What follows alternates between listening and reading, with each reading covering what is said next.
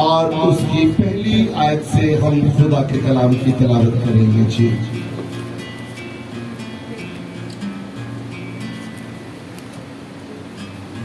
کس نے کہا؟ اچھا آمین. چلے پھر آپ نے آمین کہا ہے تو آپ ہی پڑھنے میں جسارت کر لیں. آپ سامنے آئیے گا, مائک دیجیے گا پلیز, اور پہلی آیت سے لے کر 8ویں آیت تک آپ خدا کے کلام کی تلاوت کریں گے.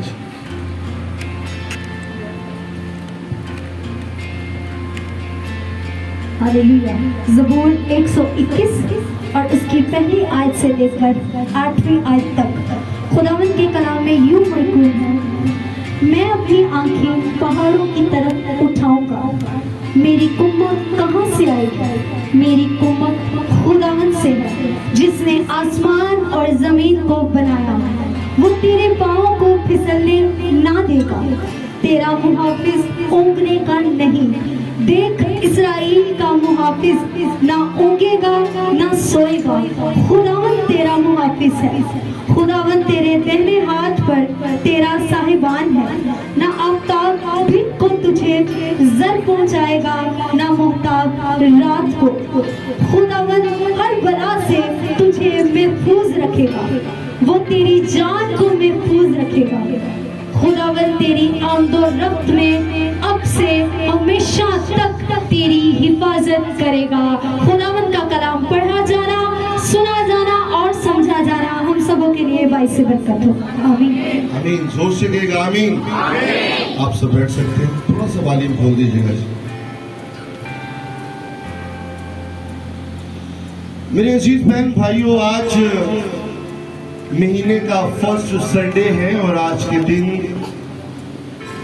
بڑی خوبصورت ایک رسم کو ہم ادا کرتے ہیں جسے ہولی کمیونین بھی کہتے ہیں, پاک شراکت عشاء ربانی.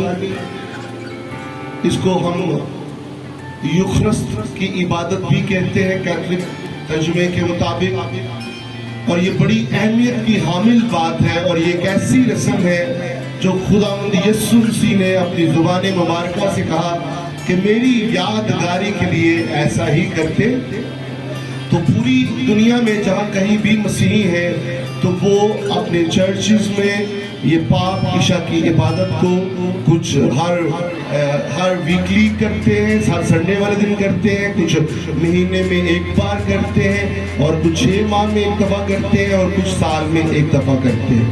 تو ہم ہر ماہ میں فرسٹ سنڈے کو اس خوبصورت رسم کو ادا کرتے ہیں, اس لیے کہ ہم اس رسم کو ادا کر سکیں, اس بات کی ہم لاج رکھ سکیں جو خداوند یسوع مسیح نے کہا کہ میری یادگاری کے لیے یہی کیا کرو.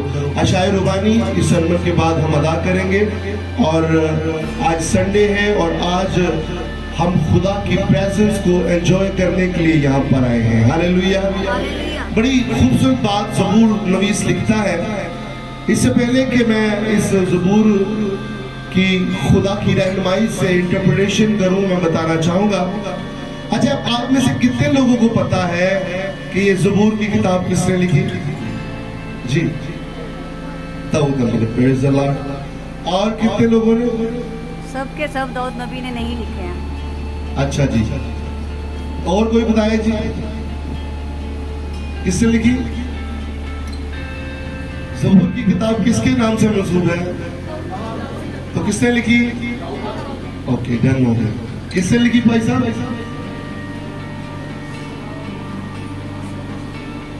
اچھا, تو ایک بات کریں کہ کس نے لکھی. اچھا, ایک ابہام پایا جاتا ہے, اور میرے پاس جو بچے ہیں ان کو پتا ہے کہ میں بتا چکا ہوں کافی لوگوں کو, لیکن بات ہے کہ پلپٹ سے آپ کے پاس صحیح تعلیم ہے. میں جانتا ہوں کہ آپ کے پاس علم ہے, اور علم جو ہے وہ تکبر بھی پیدا کرتا ہے فرسٹ آف آل, اور زیادہ علم میں زیادہ غم بھی ہے. اس میں یہ ہے کہ عقل ہونے سوچا ہی سوچا, بے عقلانو موجہ ہی موجہ. بھئی عقل ہوئے گی تو سوچیں گے, جب سوچیں گے تو ٹینشنیں بڑھیں گی, اور جب ٹینشنیں بڑھیں گی تو دکھ بھی آئیں گے ساتھ. انڈرسٹینڈ کر رہے ہیں؟ یہ خدا کی طرف سے بات کرتی ہے. اب بات بتانے کا جو مقصد ہے کہ زبور جو لکھے گئے ہیں، اکثر لوگ اس کو جب کہتے ہیں زبوروں کی کتاب، ایسے نہیں کہنا. زبور کی ایک کتاب ہے، زبوروں کی کتابیں نہیں ہیں، زبور کی کتاب ہے. اس میں کئی مضامین ہیں، کئی زبور لکھے گئے ہیں. بات کو سمجھنے کی کوشش کرنی ہے، سلولی چلیں گے اور بات کو میں آپ کو سمجھانے کی کوشش کروں گا. اس کو زبوروں کی کتاب نہیں کہنا ہے. زبور کی کتاب یہاں پہ کہ آپ نے جو زبور پڑھنا ہے، اب میں نے جو تلاوت کی یہاں پہ جو بچی نے پڑھی، زبور 121، ٹھیک ہے، اس کی پہلی آیت سے لے کر 8ویں آیت تک ہم خدا کے کلام کا مطالعہ کریں گے. اب زبوروں کی کتاب میں سے زبور 121 یہ پڑھنا یہ غلط بات ہے، اس کی درستی کرنی ہے. پھر سیکنڈ ایک بات کہ یہ کتاب جو ہے، زبور کی جو کتاب ہے، یہ بزرگ نبی موسیٰ کے نام سے منسوب کی گئی ہے، لیکن در حقیقت سارے 150 جو زبور ہیں، جو مزامیر ہیں، یہ بزرگ نبی داؤد نے نہیں لکھے. یہ بزرگ نبی داؤد نے نہیں لکھے. کیا سمجھ آئی آپ کو کہ زبور کی جو کتاب ہے، زبوروں کی کتاب نہیں ہے، زبور کی کتاب. لفظوں پہ غور کریں.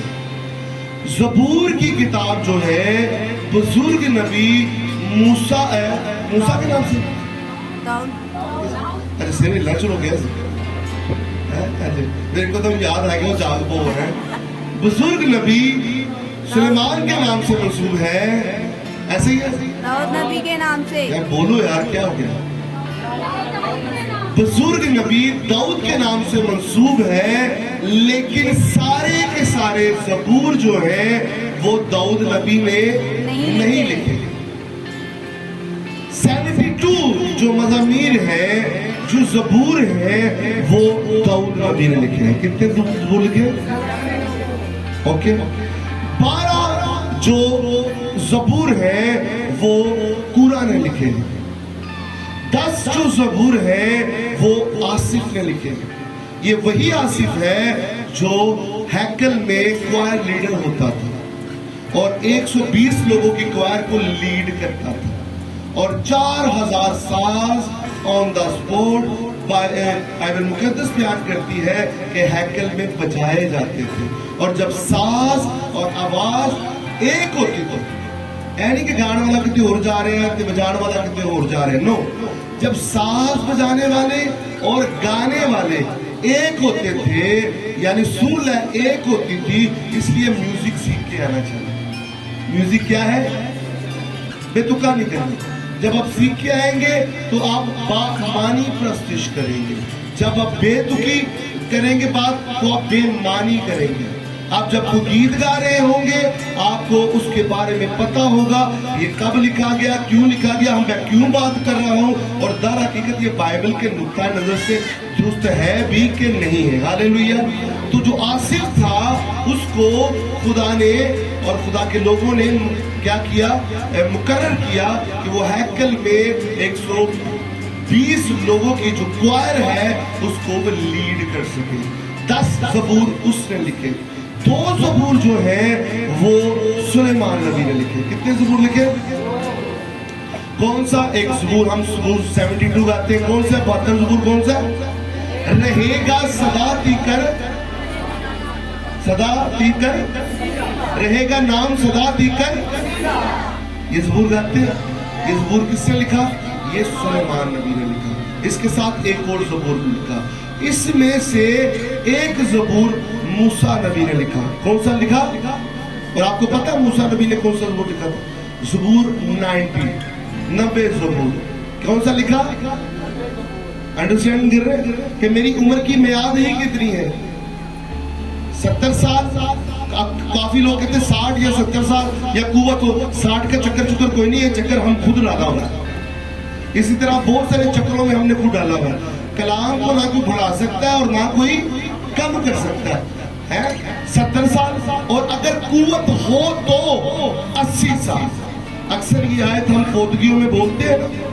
تو یہ جو زبور ہے، زبور 90، یہ کس نے لکھا؟ بزرگ نبی موسیٰ نے لکھا. اسی طرح ایک ایتان نے لکھا، ایک ایمان نے لکھا، ایک زکریا نے لکھا، اور 49 مزامیر ایسے ہیں جن کے مصنفین کا بائبل مقدس جو ہے وہ شہادت ہی نہیں دیتی کہ کس نے لکھا، اور نہ مورخین بتاتے ہیں، جن میں سے اکثر ہم ایک زبور کرتے ہیں جو یسوع مسیح کی پرسنالٹی کو وہ پریزنٹ کرتا ہے، زبور 91، جس کے بارے میں ہم کہتے ہیں کہ جو حق تعالیٰ کے پردے میں رہتا ہے وہ قادر مطلق کے سایہ میں، یہ بھی ان 49 آتھرز میں سے ہے، مصنفین میں سے ایک شخص ہے جس نے در حقیقت خداوند یسوع مسیح کی شخصیت کو پریزنٹ کیا ہے، لیکن اس کے مصنف کا قطعی طور پر پتہ نہیں چلتا ہے کہ یہ زبور کس نے لکھا ہے۔ ہاللیلویہ، بات سمجھ آئی؟ اس کا نجات کے ساتھ تو تعلق کوئی نہیں ہے، لیکن نالج جو ہے وہ گین کرنا چاہیے۔ کیا کرنا چاہیے؟ آپ کو پتا ہونا چاہیے کہ یہ سارے کے سارے جو مزامیر ہیں یہ بزرگ نبی داؤد نے نہیں لکھے ہیں۔ اگر آپ اس کی کاؤنٹنگ کرنا چاہیں تو یہ 150 مزامیر بن چکے ہیں، جو میں نے بڑے سوچ سے سمجھ کر اپنے لحاظ سے آپ کو بتایا۔ ہاللیلویہ، ہاللیلویہ۔ اچھا ہوتا کہ آپ سب اس کو ریٹرن کرتے تاکہ یہ بڑی قابل غور بات ہے کہ آپ کسی کو بتا بھی پائیں۔ اب ان مزامیر میں سے آج جو 150 مزامیر ہیں ان میں سے آج ہم جس زبور کو ڈیل کرنے کو ہیں وہ زبور ہے 121 زبور، اور یہ زیارت کا، ہیکل کی زیارت کا زبور ہے۔ یہ کون سا زبور ہے؟ زور سے بولیے، کون سا زبور ہے؟ اب ہیکل کی زیارت کا جو زبور ہے یہ گیت گایا جاتا تھا، تو در حقیقت آپ جب اس کو پڑھتے ہیں تو کہیں بھی یہ نہیں لکھا ہوا کہ یہ زبور 121 جو ہے یہ کس نے لکھا ہے۔ اپنی بائبل میں دیکھیں کہاں پر لکھا ہوا ہے اس کے مصنف کا نام، مصنف کا نام لکھا ہوا ہے؟ شاید مجھے نظر نہیں آ رہا۔ تو میں نے آپ کو بتایا کہ 49 مزامیر ایسے ہیں جن کے مصنفین کا ہی پتہ نہیں ہے کہ یہ کس نے لکھے ہیں، بائبل اس کی شہادت نہیں دیتی ہے۔ ہاللیلویہ، ہاللیلویہ، کوئی کہے گا زور سے ہاللیلویہ؟ یہ بات، یہ بات پلیز جائے گا، ہاللیلویہ، پریز اللہ۔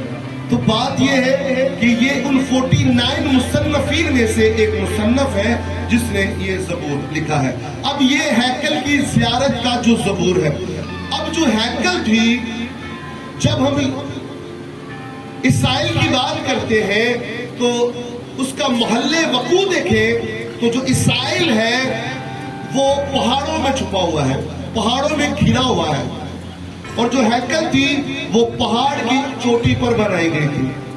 جو ہیکل تھی وہ پہاڑ کی چوٹی پر بنائی گئی تھی، اور ہیکل اوپر تھی، اور جو بستیاں بنائی گئی تھی وہ سطح زمین پر تھی۔ ہیکل اوپر تھی پہاڑی پر، اور جو لوگ رہتے تھے وہ سطح زمین پر یعنی کہ نیچے رہتے تھے پہاڑی سے، اور سٹیپ ہوتے تھے پہاڑی پر چڑھنے کے لیے، اور وہ سٹیپ جیسے جیسے قدم اوپر بڑھاتے تھے وہ اکثر جو مزامیر ہیں ان کی تلاوت مبارکہ کیا کرتے تھے، اور جن میں سے جب وہ ہیکل کی زیارت کے لیے جاتے تھے تو وہ زبور 121 بھی پڑھا کرتے تھے، زبور 121 بھی پڑھا کرتے تھے۔ اب وہ زبور نویس یہاں پر یوں بیان کر رہا ہے، میں اپنی آنکھیں پہاڑوں کی طرف اٹھاؤں گا، میری کمک کہاں سے آئے گی؟ میری کمک خداوند سے ہے۔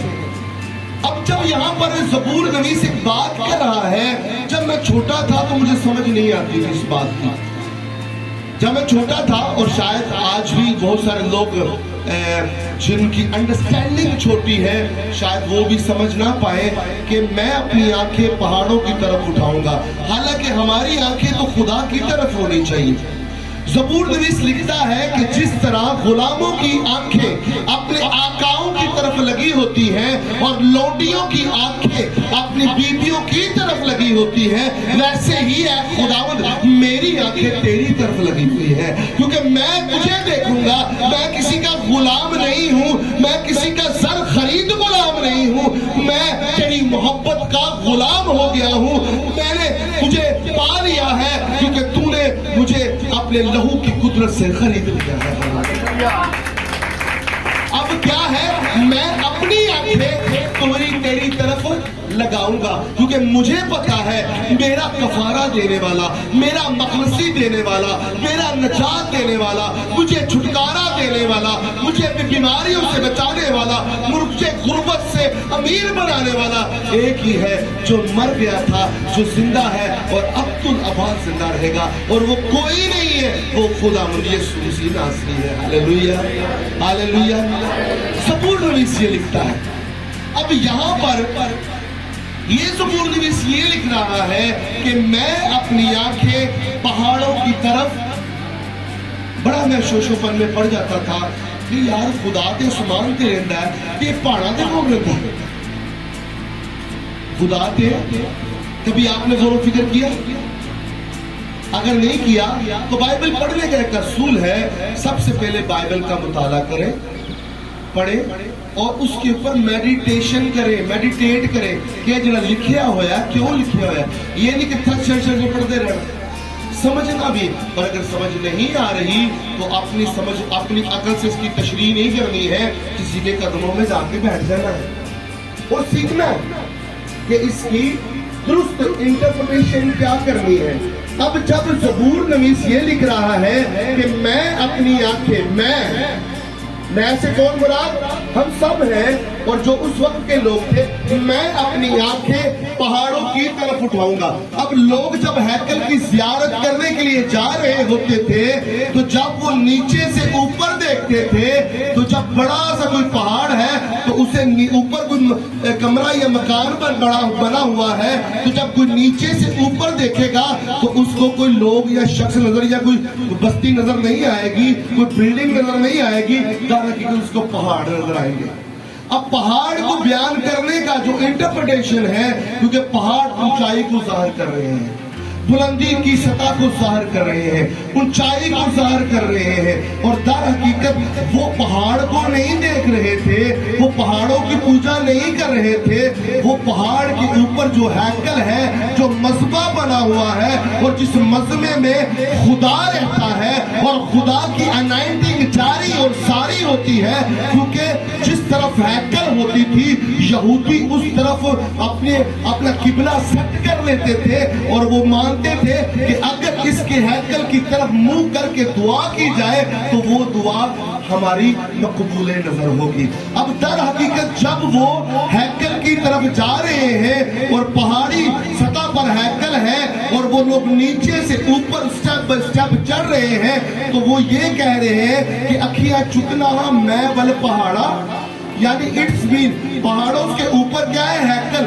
اور ہیکل کس کا گھر ہے؟ خدا کا. اور وہاں پر کون رہتا ہے؟ یہوہ پاک خدا رہتا ہے, جو قدرت اور صاحب جنگ ہے اور جو رب الافواج ہے. در حقیقت وہ اپنی طاقت, اپنی قوت, اپنی صفت کسی پہاڑ سے نہیں بلکہ یہوہ پاک خدا سے مانگ رہے تھے, جو کل, آج اور اب تک کا ہے, جو بدلتا نہیں بلکہ زندگیوں کو بدلنے کی طاقت اور قدرت رکھتا ہے. ہاللیلویا ہاللیلویا.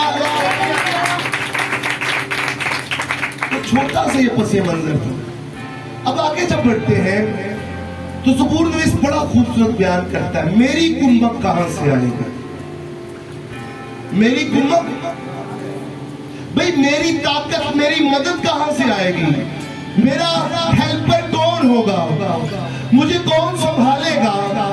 اگر میں گر جاؤں تو کون مجھے اٹھائے گا؟ کچھ مورخین یہ بیان کرتے ہیں کہ جب لوگ ہیکل کی زیارت کے لیے جا رہے ہوتے تھے تو جس طرح آج اکثر لوگ جو ڈاکو ہوتے ہیں, جب جو سٹریٹ کرائم کرتے ہیں وہ لوٹ لیتے ہیں, مال و اسباب لوٹ لیتے ہیں, اسی طرح اس وقت کے لوگوں کو بھی لوٹ لیا جاتا ہے.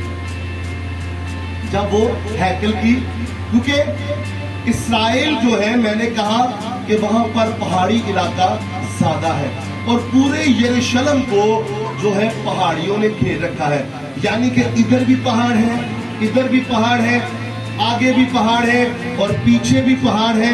और अक्सर हम दुआ करते हैं ना कि खुदावन जिस तरह यरूशलेम को पहाड़ों में घेरा हुआ है, उसी तरह तेरा पाक रूह मुझे और हमें और हमारे खानदान को घेरे रहे। तो दर हकीकत यरूशलेम को पहाड़ों ने घेरा हुआ था। बात फॉलो कर रहे हैं? यहाँ पर राइट लेफ्ट आगे पीछे सारे पहाड़ ही पहाड़ थे और सेंटर में यरूशलेम था। सेंटर में यरूशलेम था और यरूशलेम में हैकल थी। यरूशलेम में क्या थी? हैकल थी। अब जब लोग जा रहे होते थे हैकल की तरफ, तो बहुत सारे लोग ऐसे होते थे जिनको मौरखीन बता रहे हैं, मैं नहीं कह रहा हूँ, बहुत सारे स्कॉलर्स बताते हैं। हम जब मुख्तलिफ कुतुब का मुताला करते हैं तो जो इंटरप्रिटेशन करने वाले हैं वो ये बताते हैं कि जब लोग अक्सर लोग ज़ियारतों को लोग जाते हैं, उनका सामान खो जाता है, रास्ते में कोई लूट मार का भी सिस्टम स्टार्ट हो जाता है। इसी तरह लोग तरह ब तरह तरीके से जब हैकल की ज़ियारत के लिए जा रहे होते थे तो रास्ते में बहुत सारे लोग, आपने देख रहे हैं कि एक एक लफ्ज जो लिखा है उसके पसे पर्दा भी कुछ चीज है, पसे पर्दा भी चीज है। बात की जा रही है लेकिन दर हकीकत बात वो नहीं है जो की जा रही है, उसके पीछे वजूद क्या है, मकसद क्या है। जब ज़बूर नवीस यहाँ पे लिखे है मेरी कुम्मत कहां से आएगी, तो बात कुम्मत की कहां से आ गई? तो दर हकीकत मैं आपको बता रहा हूं कि जो टेक्स्ट मैंने पढ़ा है उसका एक अपना कॉन्टेक्स्ट होता है। तो कॉन्टेक्स्ट ये है कि मैंने आपको बता रहा हूँ, एक माहौल बना रहा हूँ कि ये बातें जो लिखी गई हैं इसका पस मंजर क्या है, पसे पर्दा रहकर बात क्या है। जब लोग ज़ियारत के लिए जा रहे होते थे तो रास्ते में बहुत सारे डाकू उनके मालो असबाब को छीन लेते थे, लूट मार का काम होता था और इसी तरह जिस तरह आज के दौर में होता है। तो फिर उन्होंने कहा कि मैं अपनी आंखें पहाड़ों की तरफ उठाऊंगा, मेरी कुम्मत कहां से आएगी? भाई मेरी कुम्मत खुदावन से, लफ्ज कुम्मत के ऊपर हम रुकते। कुम्मत का जो लफ्जी मतलब है वो क्या है जी? मदद करना, किसकी हेल्प करना, किसी का सहारा बन जाना, किसी को सपोर्ट करना, लफ्ज कुम्मत है। और इसके लिए एक और बड़ा खूबसूरत एक लफ्ज कि ऐसी लड़ाई के लिए जाना, ऐसी फौज, ऐसी लड़ाई के लिए मुकर्रर करना और जिनकी सिपर यहोवा करता हो, जिनकी हिफाजत खुदा करता हो, ऐसी फौज को तैयार करना और लड़ाई के लिए भेजना जिसकी हिफाजत, जिसकी जंग की हिफाजत और जिसकी सिपर खुदा हो। Hallelujah, hallelujah. अब यहाँ पर जब लिखा है कि मेरी कुम्मत कहां से आएगी, यानी मेरी मदद कहां से आएगी, मुझे मेरी ताकत कहां से आएगी, मेरी हेल्प करने के लिए जो ताकत, कुव्वत है, जो सहारा है वो कहां से आएगा। तो यहाँ पर जब ज़बूर नवीस कह रहे हैं कि मेरी कुम्मत कहां से आएगी, और अगली ही सतर में वो जवाब दे रहा है कि मेरी कुम्मत खुदावन से आएगी, उस खुदावन से आएगी जिसको मैं अपना आका, मालिक और साहिब मानता हूँ। वो एक ऐसे लश्कर को भेजेगा, वो एक ऐसी फौज को तैयार करेगा जो कि मेरी हरावल और चंडावल होगी। जब मैं चल रहा हूँगा वो फौज ऐसी होगी कि मेरी हरावल भी होगी, यानी कि एक दस्ता आगे होगा और वो फौज मेरी चंडावल भी होगी, यानी कि एक दस्ता पीछे होगा। और अगर कोई दुश्मन आने लगेगा तो यहोवा पाक की फौजें उसको हरा देगी, क्योंकि वो मेरा मुहकम कला है और वही रब्बुल अफ़वाज है और वही सब कुछ करने की ताकत और कुदरत रखता है। Hallelujah, hallelujah.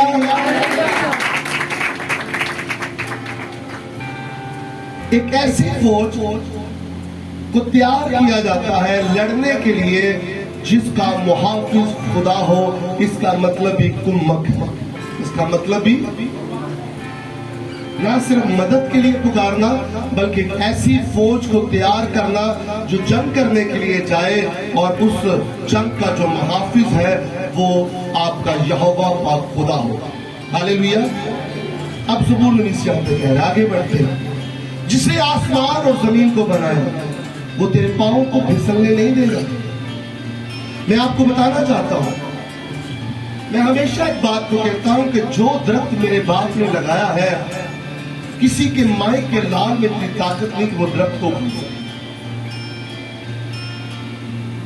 اگر وہ درخت آپ نے لگایا ہے یقین جانے جتنا مرضی آپ اس کی حفاظت کر لیں, جتنا مرضی پانی دے دیں وقت پر, ایک وقت آئے گا وہ اکھڑ جائے گا. لیکن جس درخت کو خدا نے لگایا ہے دنیا کی کوئی طاقت اس کو کیا ہے اکھاڑ نہیں سکتی, کیونکہ خدا خود اس کا محافظ ہے, خدا خود اس کی حفاظت کرے گا, خدا خود اس کی سپر ہے, خدا خود اس کا محکم کرا ہے. ابلیس جتنی مرضی جدوجہد کر لے, ابلیس جتنا مرضی اس کو گرانے کی کوشش کرے, خدا کے کلام میں لکھا ہے کہ اگر تو گرنے لگے گا تو میں اپنے وارریئر اینجلز کو حکم دوں گا کہ وہ تمہیں اپنے ہاتھوں پر اٹھا لیں گے. ہاللیلویا. خدا ہم سے اتنا پیار کرتا ہے کہ اگر دشمن کی فوجیں ہمیں گرانے کے چکروں میں آئے تو خدا کبھی ہمیں ہارنے نہیں دے گا, خدا کبھی ہمیں گرنے نہیں دے گا, کیونکہ ہم جیتے ہوئے ہیں.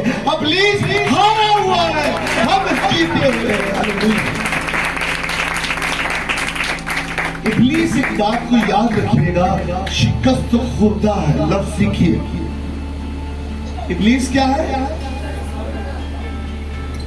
ابلیس ابتدا سے شکست خوردہ ہے, ابتدا سے ہارا ہوا ہے, اور آپ ابتدا سے جیتے ہوئے ہیں. ابلیس کو پتا ہے, ابلیس کو پتا ہے کہ میں ہارا ہوں, میرا ٹائم کم رہ گیا ہے, اس لیے اس نے اپنے کام کو زیادہ تیز کر دیا. لیکن ضرورت یہ ہے ایمانداروں کہ اپنی آنکھیں پہاڑوں کی طرف اٹھائیں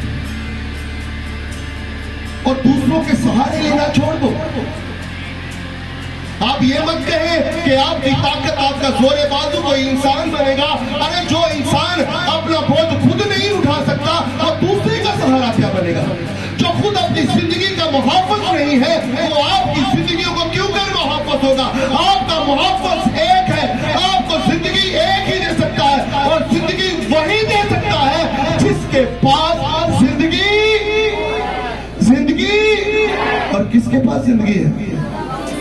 ارے میری آواز, میرے کان, آپ کی آواز کانوں تک نہیں ہے, زور سے بولیے گا. کس کے پاس زندگی ہے؟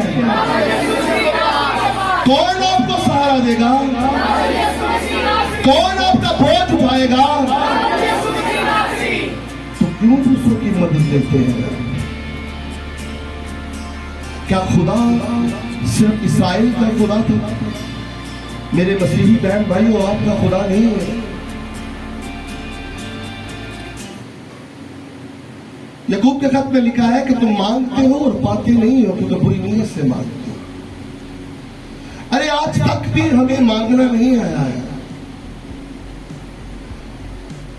میں چاہتا ہوں کہ آپ کے ہاتھ اٹھے اور آپ کے ہاتھ نیچے آنے سے پہلے خدا خود بولے کہ بتا تیری رضا کیا ہے. ایسا عشق کر لے. ارے خدا آپ کے الفاظوں کا محتاج نہیں ہے کہ آپ بولیں گے تو پوری کرے گا وہ, لیکن وہ کہتا بھی ہے کہ مانگ مانگ مانگ تو میں تیرا منہ برسوں سے بھر دوں گا. خدا آپ سے کمیونیکیشن چاہتا ہے, خدا آپ سے خوبصورت رشتہ چاہتا ہے. خدا یہ چاہتا ہے کہ میری بیٹی, میرا بیٹا لوٹ آئے اور وہ ویسی محبت رکھے جیسی کہ ابتدا سے تھی. اس لیے شاید ہم اس محبت کو قائم نہیں رکھ پاتے اور دوسروں کا سہارا لیتے ہیں. ارے انسان کو کچھ نہیں دے سکتا ہے, جو کچھ دے سکتا ہے وہ خدا دے سکتا ہے, اور جو کچھ انسان سے نہیں ہو سکتا وہ خدا سے ہو سکتا ہے, کیونکہ وہ قادر مطلق خدا ہے, اور قادر مطلق خدا وہ ہوتا ہے جو آسمان اور زمین کا کل اختیار رکھتا ہو. ارے ہمارا خدا کوئی محدود نہیں ہے. ہماری سوچیں محدود ہوتی ہیں, ہمارے کام محدود ہوتے ہیں, اسی طرح ہم نے اپنے خدا کو بھی اپنی طرح محدود کر دیا. آپ سمجھتے ہیں کہ شاید خدا ایک سائیکل تک محدود ہے, وہ سائیکل دینے کا بس زندگی ختم. آپ کی خواہشیں آپ کی طرح چھوٹی ہیں, آپ کی سوچیں آپ کی طرح خواہشوں کی طرح چھوٹی ہیں, لیکن آپ کا رب آپ کی سوچوں اور خیالات کی طرح چھوٹا نہیں ہے, وہ بہت بڑا ہے. وہ اتنا بڑا ہے کہ آج تک کوئی اس کو دریافت نہیں کر پایا ہے. وہ خدا کا مجسم کلام ہے, وہ خدا کا مکاشفہ ہے. وہ کیا ہے؟ خدا کی الہی قدرت ہے. وہ خدا کے جلال کا پردو اور اس کی ذات کا نقش ہے. آج تک کوئی اس مکاشفے کو دریافت نہیں کر پایا, لیکن کر سکتا ہے جو اس کے پاس جائے. اپنی کمک جو ہے وہ لوگوں کو بنانا چھوڑ دے, اپنی کمک خدا کو بنائے. جب خدا آپ کے ساتھ ہوگا, میں ہمیشہ ایک بات کہتا ہوں,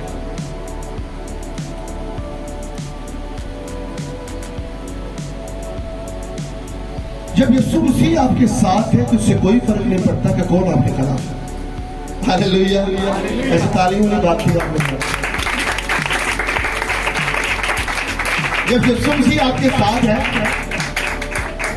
تو اس سے کوئی فرق نہیں پڑتا کہ بھائی کون خلاف ہے آپ کو. اوپر کٹھے کچھ جاوے ہوندا رہے, سانو دنیا دی پرواہ نہیں, اسی اپنے یسوع کو خوش کرنا ہے. ہاللیلویہ. حضرت نبی داؤد جب جنگ جیت کے آیا تو وہ خدا کے حضور وجدانہ کے عقیدت میں ناچ رہا تھا, اور لوگ اس کو دیوانہ اور پاگل سمجھ رہے تھے. اور وہ لڑکی جس سے اس کی تھوڑے دنوں کے بعد شادی ہونے والی تھی, وہ بھی اس کو ٹھٹھوں میں اڑا رہی تھی. لیکن داؤد نے اس کی بات کو اگنور کرتے ہوئے ویسا ہی کیا جیسا وہ خدا کے روح میں کرنا چاہتا تھا. ارے اس سے کوئی فرق نہیں پڑتا کہ لوگ کیا کہیں گے, ارے اس سے فرق پڑتا ہے کہ خدا کیا کہے گا.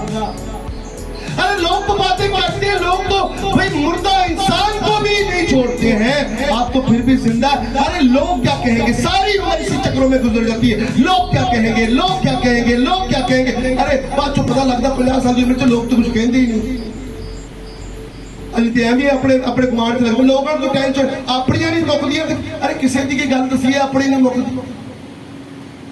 لوگ کچھ نہیں کہتے, اسی آپ ہی کہتے رہے. لوگوں کو اچھا کہتے بھی رہنا تو کہن دو بھائی, کچھ تو لوگ کہیں گے, لوگوں کا کام ہے کہن دو. چھوڑو بیکار کی بات کو, آگے چھوڑو.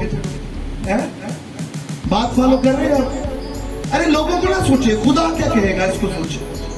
اپنا کام ایمانداری کے ساتھ کرتے جائیں.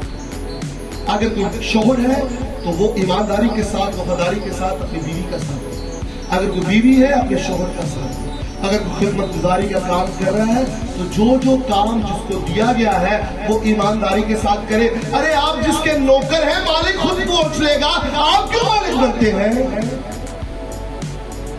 مالک کو نہیں پتا جنہیں طرح دینا. ارے جس شخص کا نام کتاب حیات میں نہیں ہوگا وہ آسمان پر نہیں جائے گا. یہ جو ہم ہو جاتے ہیں نا بڑے, اس کو اپنے چوک پہ آپ کو, اگر آپ 1 روپیہ ہے تو 4 آنے بتائے آپ. جب یسوع 4 آنے کو 2 روپے کرے گا نا تو پھر کوئی تھلے نہیں کرے گا. ہاللیلویہ ہاللیلویہ. تو اپنی طاقت پر نہیں, خدا کی قدرت پر یقین رکھے. ارے انسان کمزور ہے لیکن وہ زور آور ہے. میری قوت کہاں سے آئے گی بھائی؟ میری قوت میرے باپ سے نہیں آئے گی, میری قوت میرے بھائی سے نہیں آئے گی, میری قوت میری بہن رشتہ داروں سے نہیں آئے گی, بلکہ میری قوت خدا کی طرف سے آئے گی. ہاللیلویہ. میری قوت خدا کی طرف سے آئے گی.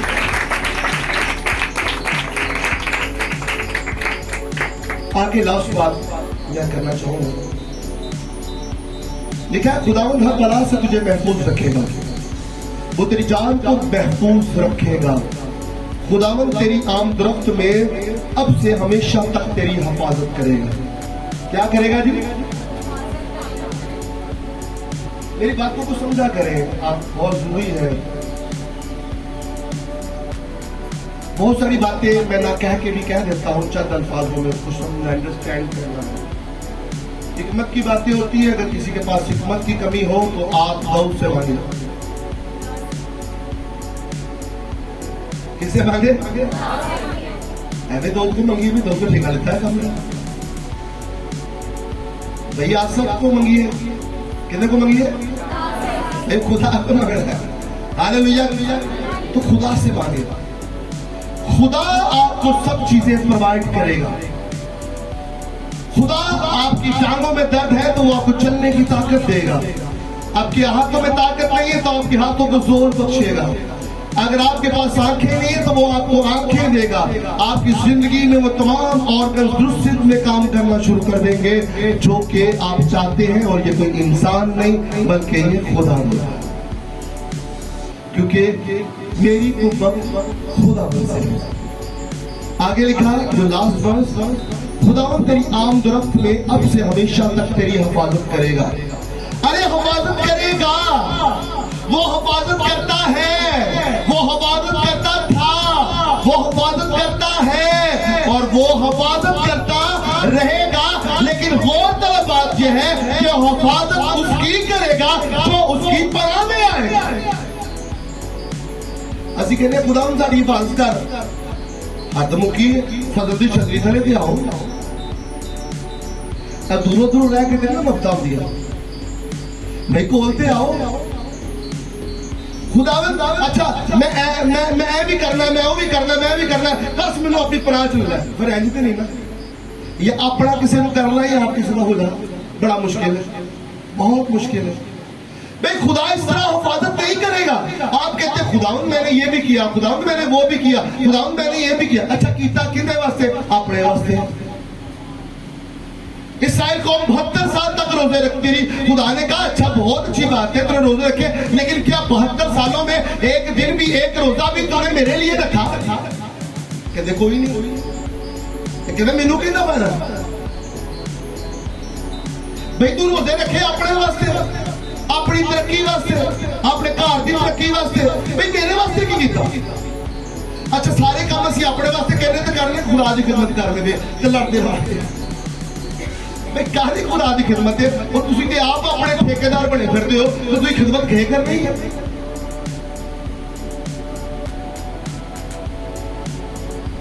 आज भी किसी को कोई बंदा समझा देना दिमाग की हिलना शुरू हो जाता है। तो भाई आप ठेकेदार है, खादम नहीं है। अपने साथ दिखाया करो फलान ठेकेदार, भैन ठेकेदार, भरा ठेकेदार। ये मत कहे कि मैं खादम हूं जी, मैं खिदमत कर। भाई खादम वाली तो रवैया ही नहीं है। खादम यीशु मसीह था। सुन रही है दोस्त कर रहे थे बातें, बड़ा कौन है, छोटा कौन है, बड़ा कौन है, सात के बाद की होएगा। यीशु मसीह ने अच्छा मैं दस रहा आज मुझे है कपड़े चेंज किए, कमर कस ली, पैर धोना शुरू करता। अब तुसी की करदे पे? उन्हें कहा मैं अभी करना पे जो तुसा कीता और तारी कीतियां मैं अपनी चाहूं तो क्लियर कराना, क्योंकि वो बातें जो कर रहे थे, वो जो गॉसिप कर रहे थे, खुदा यीशु मसीह को नाखुशगवार गुजरी और उन्होंने उनकी बातों का जवाब अमली तौर पर दिया, सिर्फ बातों के साथ नहीं है। साढ़े को गल्ला बड़िया होंगी पर गल कोई नहीं होती है। गल्ला ने पहाड़ बना दे पर गल कोई नहीं। यीशु मसीह ने सिर्फ गल्ला नहीं की, यीशु मसीह ने गल की और गल ब्याह के उठाई। गल ब्याहनी बड़ा औखा होता है, गल करनी बड़ी सौखी होती, गल ब्याहनी बड़ी औखी होती है। किसी को अपना करना बड़ा उम्मीद तो उन्होंने करके निभाना बड़ा औखा होता। अपना बनाना कोई बड़ी गल नहीं, पर निभा के फिर निभाना बड़ा औखा होता। तो रिश्ते निभते नहीं होते, निभाए जाते हैं रिश्ते। अच्छा मजबूरी वाले मेरा है वे जो काम निकलेगा तो मेरा की है। खुदा के साथ ऐसा रिश्ता नहीं बनाना है। खुदा हिफाजत करता है, खुदा हिफाजत करता था, खुदा हिफाजत करता रहेगा। लेकिन किसकी? किसकी? भाई उसकी जो उसकी पनाह में आएंगे। हमने एक बड़ा खूबसूरत सूट लिया है, अपने लिए लिया है।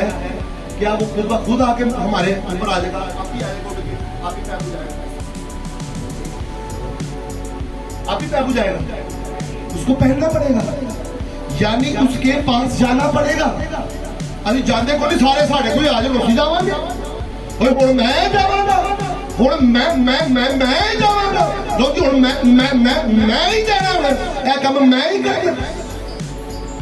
ये अच्छा कुछ लोग ऐसे में खुदा ने टेंशन में, खुदा तो तू करेगा तो मैं करना मेरा तो ना कर भी।